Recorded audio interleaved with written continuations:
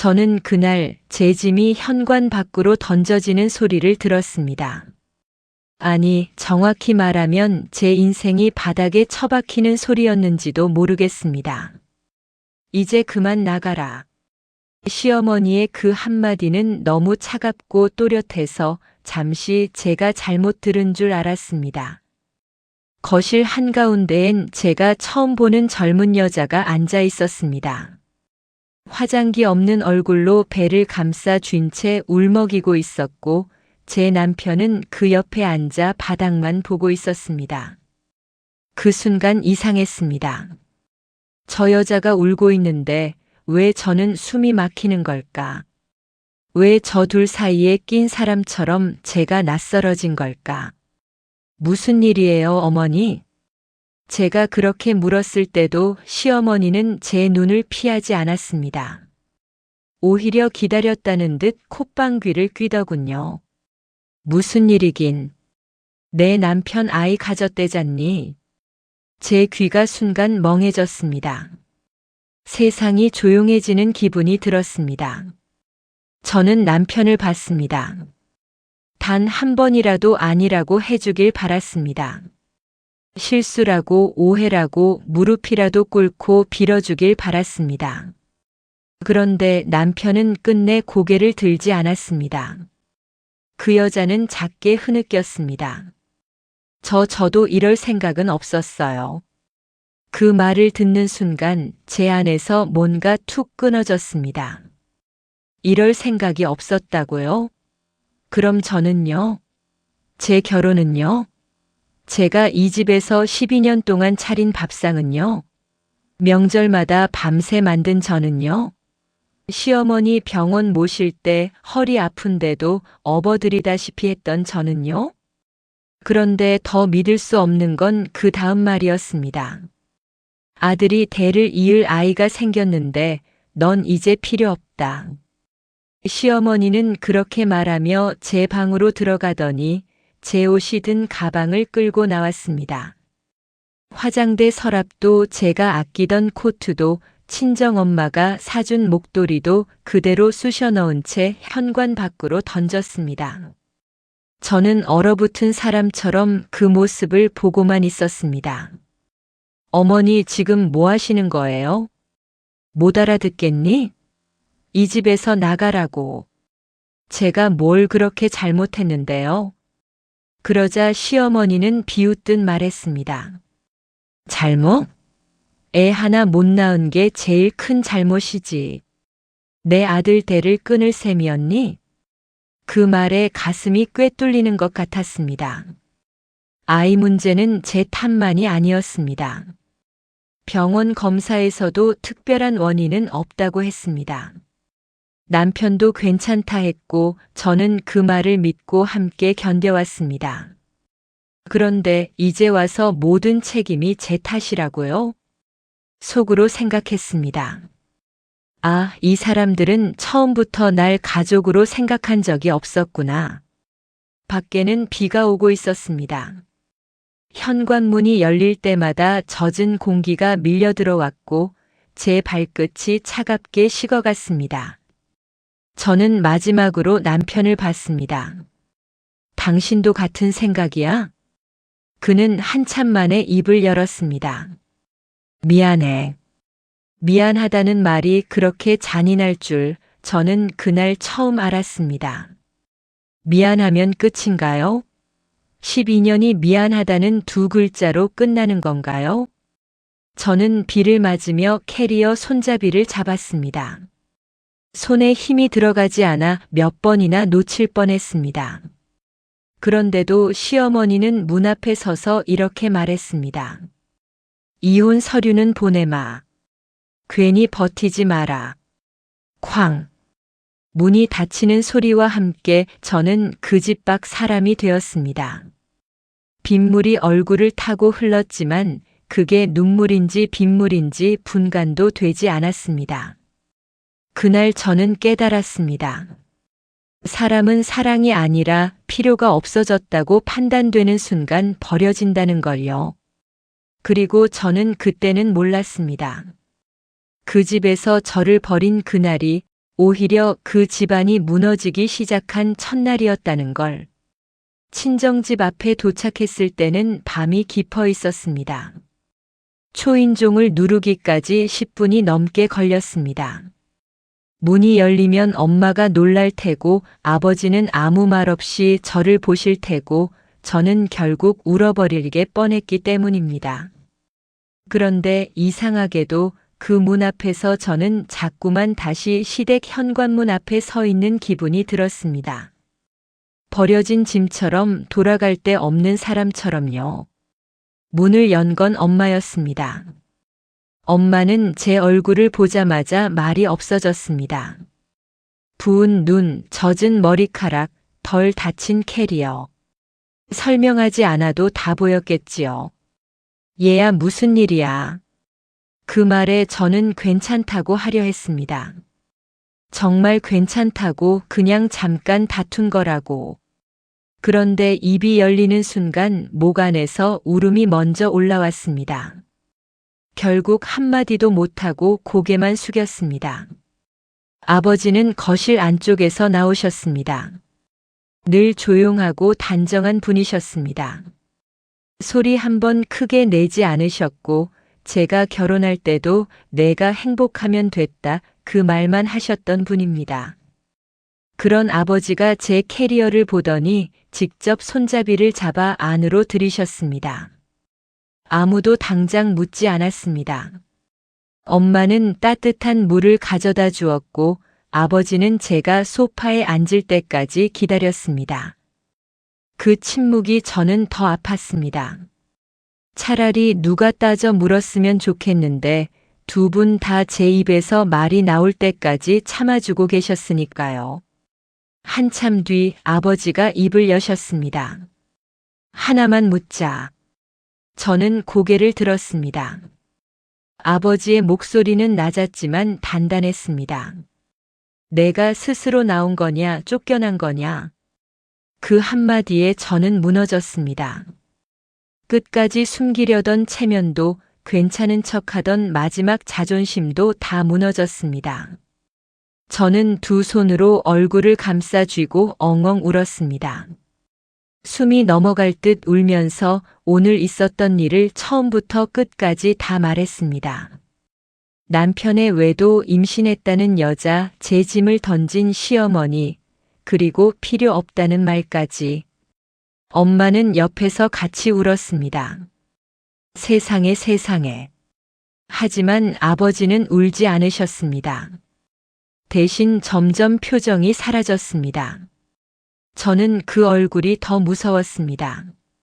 화를 내는 사람보다 차갑게 가라앉는 사람이 더 무섭다는 걸 그날 알았습니다.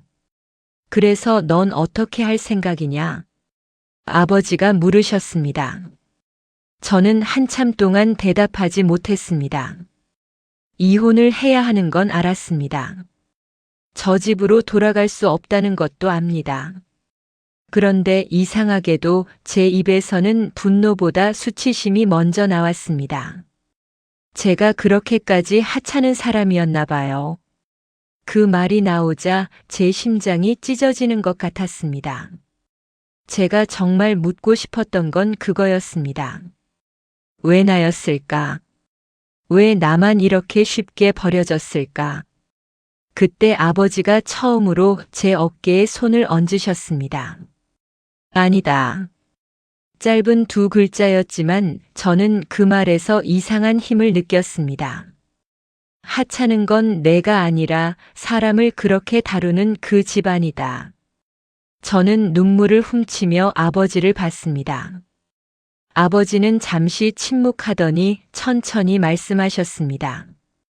그동안은 내 선택이니까 참고 지켜봤다.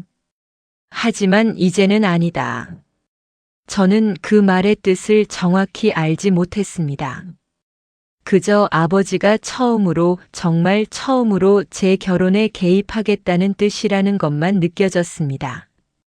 그날 밤 제 방에 누웠지만 잠은 오지 않았습니다. 눈만 감으면 현관 앞 빗소리와 시어머니 목소리가 들렸습니다. 넌 이제 필요 없다. 속으로 생각했습니다. 정말 끝난 걸까? 아니면 이제부터 시작인 걸까? 그리고 다음 날 아침 제 인생을 완전히 뒤집을 아버지의 진실을 듣게 됩니다. 시댁에서 이혼 서류가 도착한 건 사흘 뒤였습니다. 등기봉투는 생각보다 얇았습니다. 12년 결혼 생활의 끝이 그렇게 손가락으로 집어들 수 있을 만큼 가볍다는 게 참 허망했습니다. 엄마는 차마 먼저 뜯지 못했고 저는 떨리는 손으로 봉투를 열었습니다. 서류는 차갑고 정리되어 있었고 마치 오래 준비해온 사람들처럼 문장 하나하나가 망설임이 없었습니다. 재산 분할 최소화, 위자료 없음, 혼인 파탄 책임 불문. 그중 제 눈을 찌른 건 딱 한 줄이었습니다. 혼인 기간 동안 자녀가 없었고 아내로서 역할을 다하지 못한 책임이 큼. 저는 그 줄에서 눈을 떼지 못했습니다. 아내로서 역할을 다하지 못했다. 그 문장이 얼마나 악의적인지, 얼마나 비겁한지 그 사람들은 정말 모를까요? 우리는 아이를 못 가진 게 아니었습니다. 그냥 시간이 걸렸고 서로 괜찮다고 조급해하지 말자고 말해왔습니다. 적어도 저는 그렇게 믿었습니다. 남편도 같은 마음이라고 생각했습니다. 그런데 이제 와서 모든 책임을 제게 뒤집어 씌우다니. 저는 종이를 쥔 손이 덜덜 떨리는 걸 멈출 수 없었습니다. 그날 오후 동네에서 아는 사람이 전화를 걸어왔습니다. 조심스러운 말투였지만 결국 들을 말은 다 들었습니다. 혹시 내 집에 요즘 다른 여자 들어갔다는 말이 있던데. 저는 입술을 깨물었습니다. 다른 여자. 그 말이 그렇게 가볍게 들리다니. 그 집은 제 신혼집이었고 제 시간이 묻어있는 곳이었고 제가 매일 바닥 닦고 커튼 고르고 식기 하나씩 맞춰 채워 넣은 공간이었습니다. 그런데 이제 사람들 입에서 그냥 다른 여자 들어갔다더라도 끝나는군요. 그날 저녁 저는 남편에게 전화를 걸었습니다. 3번, 5번, 8번. 끝내 받지 않더군요. 문자로 보냈습니다. 당신 최소한 나한테 설명은 해야 하는 거 아니야? 한참 뒤 답장이 왔습니다. 더 상처 주기 싫어서 그래. 그 문장을 읽는 순간 웃음이 나왔습니다. 더 상처 주기 싫다니요. 이미 가장 깊은 데까지 찔러놓고 이제 와서 배려하는 척이라니. 속으로 생각했습니다. 내가 사랑한 사람은 대체 누구였을까? 밤이 깊어질 무렵 아버지가 제 방문을 두드리셨습니다. 아버지는 방 안으로 들어와 제 책상 위 이혼 서류를 한번 보시더니 의자에 앉았습니다. 그리고 아주 담담한 목소리로 말씀하셨습니다. 이제는 너도 알아야겠다. 저는 고개를 들었습니다. 아버지는 창밖을 잠시 바라보다가 다시 저를 보셨습니다. 내가 알고 있는 것처럼 나는 작은 사업만 하는 사람이 아니다. 저는 무슨 뜻인지 바로 이해하지 못했습니다. 하지만 이어진 말은 제 숨을 멎게 했습니다. 내 이름으로 직접 나서지 않을 뿐 여러 계열사를 가진 그룹의 실질적 창업주다. 저는 아버지를 멍하니 바라봤습니다. 순간 농담인가 싶었습니다. 그런데 아버지는 단 한 번도 농담하는 표정을 짓지 않으셨습니다. 내가 결혼하겠다 했을 때 일부러 아무 말 안 했다. 내가 사랑으로 선택한 결혼을 돈으로 더럽히고 싶지 않았다. 그 집안도 내 배경이 아니라 너 자체를 볼 줄 아는 사람들인지 믿어보고 싶었다. 제 가슴이 먹먹해졌습니다. 그럼 그동안 시댁이 제 친정을 무시하고 없는 집 딸 취급하고 은근히 깔보던 모든 순간을 아버지는 알고도 참으셨다는 뜻이었습니다. 하지만 이제 끝이다. 아버지는 그렇게 말했습니다. 조용했지만 이상하리만큼 무서운 목소리였습니다. 이번엔 내가 아버지로서 움직인다. 그 말을 듣는 순간 저는 처음으로 느꼈습니다. 이 싸움은 더 이상 시댁이 저를 몰아붙이는 싸움이 아니라는 걸. 이제 판이 바뀌기 시작했다는 걸. 다음 날 아침 저는 평소처럼 일어난 척했지만 사실 한숨도 자지 못했습니다. 밤새 아버지 말이 머릿속을 맴돌았기 때문입니다. 제가 알던 아버지는 늘 단정한 셔츠를 입고 운전기사도 없이 직접 차를 몰고 좋은 걸 사드려도 쓸데없이 돈 쓰지 마라 하시던 분이었습니다. 그런 분이 거대한 자산가라니 쉽게 믿기지 않았습니다. 식탁에 앉자 아버지는 마치 미뤄둔 숙제를 마저 하듯 말씀을 이어가셨습니다. 내가 어릴 때부터 너무 티내지 않고 살았다. 괜히 사람들 눈에 띄면 편할 것도 없고 돈 때문에 꼬이는 관계는 결국 독이 된다 생각했다. 엄마도 조용히 고개를 끄덕였습니다. 그제야 퍼즐이 맞춰지기 시작했습니다. 왜 친정집은 늘 넓고 편안했지만 과하게 자랑스러운 흔적이 없었는지, 왜 아버지에게는 이상할 만큼 많은 사람들이 공손했는지, 왜 명절마다 보내오는 선물들이 이름 없는 최고급 제품이었는지, 저는 그걸 다 그냥 아버지 인맥쯤으로만 생각해왔습니다. 그럼 시댁도 몰랐어요? 제가 묻자 아버지는 씁쓸하게 웃었습니다. 몰랐다. 알려주지 않았으니까. 그 말에 제 마음은 더 복잡해졌습니다. 시댁은 그동안 저를 무시했습니다. 없는 집딸인 줄 알고 함부로 했고, 아이 문제로 은근히 죄인 취급했고, 명절에도 제 친정은 늘 저쪽이라 불렀습니다. 그런데 만약 제 배경을 알았더라면 어땠을까요? 아마 같은 사람들인데도 전혀 다른 태도를 보였겠지요. 그 생각에 오히려 더 비참해졌습니다. 아버지는 제 표정을 보고 낮게 말씀하셨습니다. 그래서 더 확인하고 싶었다. 그 집이 내 딸을 사람으로 보나 조건으로 보나. 저는 입술을 깨물었습니다. 결과는 너무 선명했습니다. 그 집은 저를 사람으로 본 적이 없었습니다. 애를 낳으면 며느리, 못 낳으면 짐. 아들이 다른 여자와 아이를 만들면 저는 버려도 되는 사람. 그게 그 집의 기준이었습니다. 아버지, 전 그냥 끝내고 싶어요. 너무 지쳐요. 제가 그렇게 말하자 아버지는 잠시 아무 말 없이 차를 한 모금 마셨습니다. 그리고 차분히 대답하셨습니다. 끝내는 것과 그대로 당하고 끝나는 건 다르다. 저는 그 말을 듣고 고개를 들었습니다. 복수하자는 말씀이세요? 불법적인 일은 안 한다. 아버지의 목소리는 단호했습니다. 다만 내가 어떤 집안에 버려졌는지, 그들이 얼마나 허술한 기반 위에 서 있는지 내가 확인해 볼 뿐이다.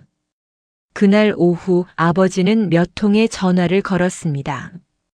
짧고 조용한 통화였지만 분위기는 묵직했습니다. 상대는 하나같이 아버지에게 극도로 예의를 갖췄습니다. 저는 그제야 알았습니다. 아버지는 과장된 부자가 아니라 말 한마디만으로 판을 움직일 수 있는 사람이었다는 걸요. 며칠 지나지 않아 이상한 일들이 시작됐습니다. 시댁 쪽에서 운영하던 사업체의 거래가 보류됐다는 소문이 들렸고, 투자 논의가 갑자기 멈췄다는 말도 들려왔습니다. 처음엔 우연인가 싶었습니다. 하지만 우연치곤 너무 정확한 타이밍이었습니다. 저는 무서워졌습니다. 한편으론 통쾌했고 한편으론 두려웠습니다. 속으로 생각했습니다. 내가 정말 여기까지 와버린 걸까? 그런데 그보다 더 놀라운 건 그 집이 생각보다 훨씬 약한 집안이었다는 사실이었습니다. 겉으로는 돈 많고 번듯한 척했지만 실상은 대출과 신용으로 버티는 체면뿐인 구조. 제가 12년 동안 지켜온 그 집이 사실은 모래성에 가까웠다는 걸 저는 그제야 알게 됐습니다. 그리고 그 모래성이 무너지기 시작하자 가장 먼저 제게 전화를 건 사람은 다름 아닌 시어머니였습니다. 시어머니 전화는 오후 3시쯤 걸려왔습니다. 벨이 울리는 순간 심장이 철렁 내려앉았습니다. 저는 받지 않으려 했습니다. 그런데 아버지가 제 쪽을 보더니 조용히 말씀하셨습니다. 받아라. 이제 피할 사람은 내가 아니다. 저는 떨리는 손으로 전화를 받았습니다. 여보세요. 처음 들려온 건 짜증 섞인 숨소리였습니다. 너 친정에 가서 무슨 짓 한 거니? 저는 순간 말문이 막혔습니다. 사과도 안부도 미안하단 말도 없이 첫 마디가 그거였습니다. 무슨 짓을 했냐고요? 쫓겨난 사람이 친정 가서 울었다는 게 죄인가요? 무슨 말씀이세요? 제가 차갑게 묻자 시어머니 목소리가 높아졌습니다. 우리 거래처가 갑자기 태도를 바꾸고 있어. 투자도 끊기고 약속된 계약도 미뤄지고. 내 친정에서 뒤에서 손 쓴 거 아니면 설명이 안 돼.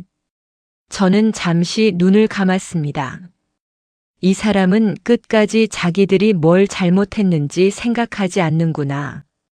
사람 하나를 현관 밖에 버려놓고도 걱정되는 건 돈과 체면뿐이구나. 저는 아무것도 한 게 없어요. 그 말은 반은 진실이고 반은 아니었습니다. 제가 직접 한 일은 없었으니까요. 하지만 제 편이 움직이고 있다는 건 알고 있었습니다. 시어머니는 한동안 날카롭게 쏘아붙이더니 갑자기 목소리를 낮췄습니다. 내가 오해한 부분도 있을 거다. 저는 그 말에 헛웃음이 났습니다. 오해요? 남편이 다른 여자 옆에 앉아 있었던 것도 오해고 그 여자가 임신했다고 한 것도 오해고 제 짐을 집 밖으로 던진 것도 오해였을까요? 어머니, 제 짐을 던지신 것도 오해였나요? 전화기 넘어가 잠시 조용해졌습니다. 그리고 시어머니는 마지못해 말을 돌렸습니다. 사람이 감정이 격하면 실수할 수도 있지. 실수. 12년을 무너뜨린 일이 실수라니. 며칠 뒤에는 남편에게 연락이 왔습니다. 잠깐만 만나자. 저는 나가지 않으려 했지만 아버지는 고개를 끄덕이셨습니다. 가서 내 눈으로 봐라. 누가 얼마나 무너졌는지. 카페에 먼저 와 있던 남편은 불과 몇 주 만에 딴 사람처럼 초췌해져 있었습니다. 정장도 구겨져 있었고 손톱 주변은 뜯어져 있었습니다. 예전 같으면 제가 제일 먼저 알아챘을 그의 상태였지만 이제는 이상하게 아무 감정도 들지 않았습니다. 미안해. 그는 또 그 말을 했습니다. 저는 웃지도 화내지도 않았습니다. 그 말 말고 다른 건 없어. 남편은 한참 머뭇거리다 말했습니다. 엄마가 너무 강하게 나와서 나도 어쩔 수 없었어. 순간 피가 식었습니다. 자기 잘못을 또 엄마 탓으로 돌리는군요. 외도도 거짓말도 침묵도 모두 자기 손으로 해놓고. 그 여자 정말 내 아이야? 제가 묻자 남편은 눈을 피했습니다. 그 반응 하나로 저는 다 알았습니다. 확신조차 없다는 걸. 무슨 뜻이야? 나도 정확한 건 아직. 그 말을 듣는 순간 저는 등골이 오싹해졌습니다. 저를 내쫓을 때는 그렇게 당당하던 사람들이 정작 아이가 진짜인지도 확인하지 않았다는 겁니다. 속으로 생각했습니다. 이 사람들 나를 쫓아낸 게 아니라 자기들 인생을 망친 거였네. 제가 일어서자 남편이 급히 제 손목을 잡으려 했습니다. 한 번만 도와줘. 지금 상황이 너무 안 좋아. 저는 천천히 그의 손을 떼어냈습니다. 당신이 나를 버린 날 내 상황은 이미 최악이었어. 그리고 처음으로, 정말 처음으로 그 사람을 똑바로 보며 말했습니다. 이제 당신 차례야. 그날 집으로 돌아오자 아버지는 제 표정만 보고 다 아신 듯 했습니다. 저는 조용히 말했습니다. 그 아이 남편 아이가 아닐 수도 있대요. 아버지는 잠시 눈을 감더니 아주 낮은 목소리로 말씀하셨습니다. 그럼 이제 더 빨라지겠군. 그 말의 뜻을 저는 곧 알게 됩니다. 이제부터 무너지는 건 사업만이 아니라 그 집안이 붙들고 있던 마지막 명분이었으니까요. 남편을 만나고 돌아온 그날 밤 저는 오래 울었습니다. 이상하게도 남편이 불쌍해서가 아니었습니다. 오히려 그 사람에게 제 마음을 그렇게 오래 바쳤다는 사실이 억울해서 울었습니다. 12년 동안 저는 늘 이해하는 사람이었습니다. 남편이 지치면 괜찮다고 말했고, 시어머니가 독하게 굴면 내가 참으면 된다고 넘겼고, 아이 문제로 마음이 찢겨도 겉으로는 웃었습니다. 저는 그게 좋은 아내고 좋은 며느리인 줄 알았습니다. 그런데 결국 돌아온 건 현관밖이었습니다. 아버지는 제 앞에 따뜻한 차를 내려놓으며 말씀하셨습니다. 내가 지금 흔들리는 이유는 미련이 있어서가 아니다. 내가 그동안 너무 오래 참는 사람으로 살아서 그렇다. 저는 아무 말도 못했습니다. 딱 맞는 말이었으니까요. 착한 사람은 자기 상처를 자꾸 별것 아닌 일로 만든다.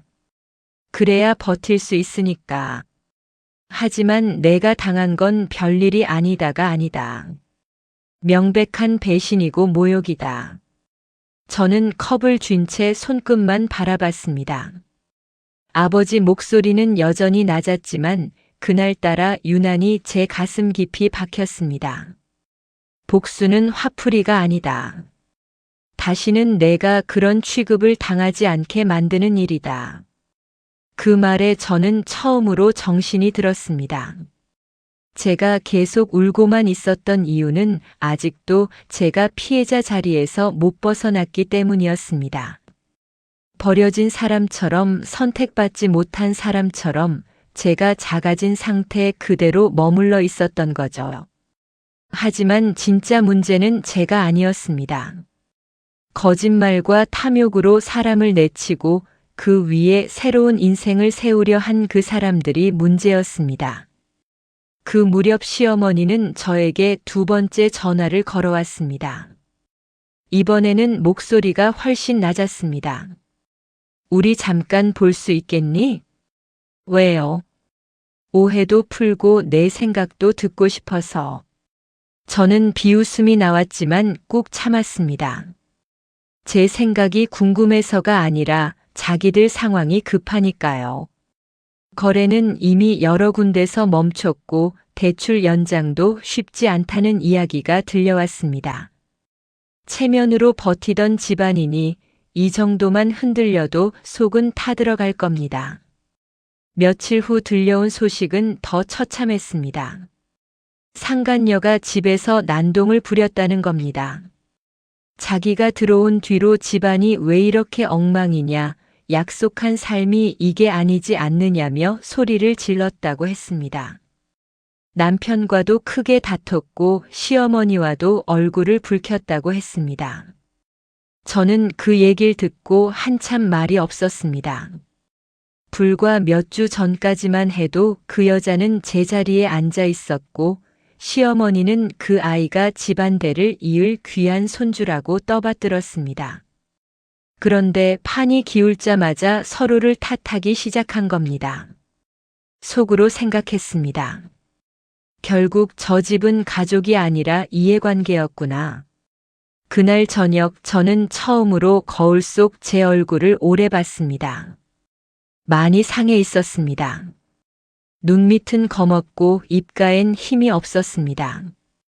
그런데 이상하게도 그 안에서 아주 작은 변화가 보였습니다. 예전처럼 겁먹은 눈이 아니었습니다. 무너졌지만 끝난 얼굴도 아니었습니다. 저는 거울 속 자신에게 조용히 말했습니다. 이제 그만 당하자. 그 말이 입 밖으로 나오자 이상하게 힘이 났습니다. 시어머니가 또 전화해도 남편이 무슨 말을 해도 저는 더 이상 흔들리지 않을 것 같았습니다. 그리고 며칠 뒤 모든 것을 결정지을 이야기가 제 귀에 들어왔습니다. 상간녀의 임신에 대해 아무도 확인하지 않은 결정적인 진실이 있다는 이야기였습니다. 그 소문은 우연히 들려왔지만 이상할 만큼 빠르게 퍼졌습니다. 상간녀가 다니던 병원에서 누군가 친자 문제를 흘렸다는 얘기였습니다. 처음엔 믿지 않았습니다. 이런 상황에서는 없는 말도 생기니까요. 하지만 문제는 남편 쪽 반응이 너무 수상했다는 겁니다. 그렇게 당당하던 사람들이 갑자기 입을 닫기 시작했습니다. 며칠 뒤 남편에게서 다시 연락이 왔습니다. 이번엔 목소리가 완전히 무너져 있었습니다. 할 말이 있어. 저는 더 이상 만날 이유가 없다고 생각했지만 이번에는 제가 직접 확인하고 싶었습니다. 도대체 어디까지 추락한 건지. 남편은 제 앞에 앉자마자 물 한 잔을 단숨에 마셨습니다. 그리고 한참을 머뭇거리다가 겨우 입을 열었습니다. 그 아이, 내 아이 아닐 수도 있어. 순간 제 손끝이 차갑게 식었습니다. 제가 예상은 했지만 그의 입으로 직접 들으니 기분이 달랐습니다. 확인도 안 하고 나를 내쫓았다고. 남편은 얼굴을 감쌌습니다. 엄마가 너무 밀어붙였어. 그 여자가 아들이라고 하니까. 그래서 믿었어? 그는 대답하지 못했습니다. 그 침묵이 모든 답이었습니다. 저는 숨이 턱 막혔습니다. 한 사람 인생을 부수고 한 결혼을 짓밟고 한 여자를 집 밖으로 내쫓은 이유가 고작 확인도 안 된 임신이었다니. 더 끔찍한 건 시어머니도 어느 정도 의심하면서도 모른 척했다는 사실이었습니다. 손자라는 명분만 있으면 나 하나쯤 버리는 건 아무것도 아니었던 거죠. 그 여자도 알고 있었대. 남편은 천천히 고개를 끄덕였습니다. 처음부터 확신은 없었을 거야. 그 말에 저는 등골이 서늘해졌습니다. 상간녀는 자기 뱃속 아이를 미끼로 부잣집 자리에 들어오려 했고 시어머니는 손자를 얻겠다는 욕심에 눈을 감았고 남편은 상황에 휩쓸렸다며 책임을 피했습니다. 셋 다 달랐지만 결국 같은 사람이었습니다. 자기 욕심을 위해 남의 인생을 밀어낸 사람들. 왜 이제 와서 말하는데? 제 질문에 남편이 힘없이 웃었습니다. 다 무너지고 있으니까. 그 말이 너무 솔직해서 오히려 잔인했습니다. 사랑해서가 아니라 후회해서가 아니라 자기들이 망하고 있으니까 저를 떠올린 거군요. 나한테 뭘 원하는데? 아버님 아니 내 친정 쪽에 한 번만. 저는 그 말을 듣자마자 자리에서 일어났습니다. 멈춰. 남편은 놀라 저를 올려다봤습니다. 당신은 아직도 몰라. 내가 왜 떠난 건지, 당신들이 왜 무너지는지. 제 목소리는 생각보다 차분했습니다. 이상하게도 분노는 이미 지나가고 없었습니다. 남은 건 아주 차가운 명확한 뿐이었습니다. 당신들은 아이 때문에 나를 버린 게 아니야. 원래부터 나를 버릴 수 있는 사람으로 봤기 때문에 버린 거야. 남편은 아무 말도 하지 못했습니다. 저는 그 사람을 잠시 바라보다가 마지막으로 말했습니다. 그리고 이제 와서 내가 당신들을 살려줄 거라고 생각했다면 그건 당신이 아직도 나를 너무 모른다는 뜻이야. 밖으로 나오자 바람이 세게 불었습니다. 그런데 이상하게도 그 바람이 춥지 않았습니다. 오히려 속이 맑아지는 기분이었습니다. 그날 밤 아버지는 제 얘기를 다 듣고 조용히 말씀하셨습니다. 그렇다면 마지막 자리를 만들자. 무슨 자리요? 양가가 다 보는 자리. 거짓말이 더 이상 숨어 있을 수 없는 자리. 저는 아버지 얼굴을 바라봤습니다. 그 눈빛은 이미 결론을 알고 있는 사람의 눈빛이었습니다. 그리고 저는 직감했습니다. 이제 정말 마지막이 오고 있다는 걸. 누군가는 그 자리에서 고개를 들지 못할 것이고 누군가는 처음으로 자기 인생을 되찾을 것이란 걸요. 양가가 마주 앉은 날 공기는 얼음장처럼 차가웠습니다. 장소는 아버지가 마련한 조용한 회의실이었습니다. 굳이 큰 소리를 내지 않아도 상대를 숨막히게 만드는 깔끔하고 빈틈없는 공간이었습니다. 저는 그 자리에 들어서며 묘한 기분이 들었습니다. 몇 주 전까지만 해도 비를 맞으며 현관 앞에 서 있던 제가 이제는 스스로의 발로 마지막 자리에 들어가고 있었으니까요. 시어머니는 저를 보자마자 눈빛이 흔들렸습니다. 예전처럼 날카롭지도 당당하지도 않았습니다. 남편은 이미 반쯤 무너진 얼굴이었고 상간녀는 화장으로도 가려지지 않는 초조함이 보였습니다. 아버지는 맨 끝자리에 앉아 조용히 서류를 정리했습니다. 그 모습만으로도 방 안의 분위기가 달라졌습니다. 시어머니는 아버지를 처음 뵙는 자리였지만 이미 상대가 자신들이 생각하던 평범한 친정이 아니라는 걸 눈치챈 듯 했습니다. 먼저 입을 연 건 아버지였습니다. 오늘은 감정 싸움하자고 부른 자리가 아닙니다. 짧고 단정한 한 문장.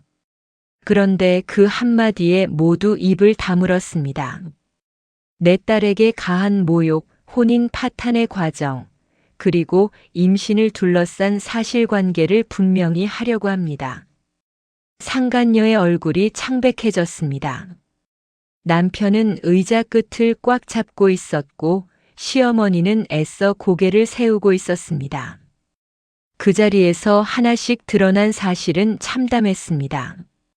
남편은 외도를 인정했고 시어머니는 그 사실을 알고도 묵인한 정황이 확인됐습니다.